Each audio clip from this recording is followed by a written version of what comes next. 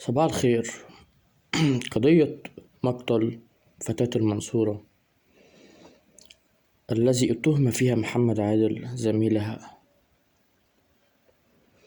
بالقتل العمد. ازاي واحد هيطعن واحدة من وشها في بطنها وصدرها اكتر من 10 طعنات؟ ازاي الدم مش هيغرق التيشيرت الابيض اللي هو كان لابسه؟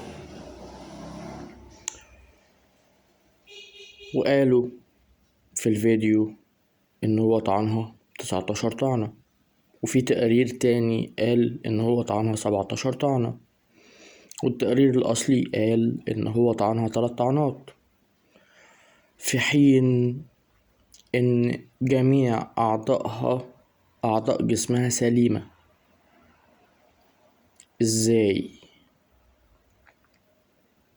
ازاي كان ماسك خنجر وبيطعنها؟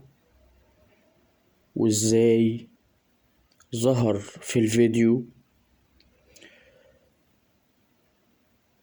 واحدة شبهها كانت مضروبة، او مش مضروبة، متقطعة، جسمها كان متقطع مش بخنجر،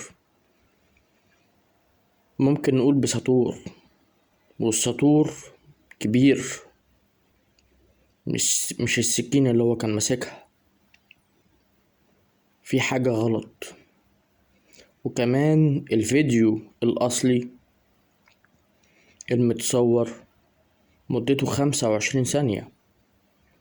طب ازاي جريمة قتل لشخص أو لإنسان أول مرة في حياته يرتكب جريمة هيقتل في 25 ثانية؟ اللي ممكن يعني العقل أصلا ما يجيبش جريمة قتل بالنحر في 25 ثانية إلا إذا كان مجرم معتاد على هذا النوع من الجرائم. لكن مجرم لأول مرة، ده مش مجرم، لأول مرة يرتكب جريمة في 25 ثانية بالشكل ده، استحالة.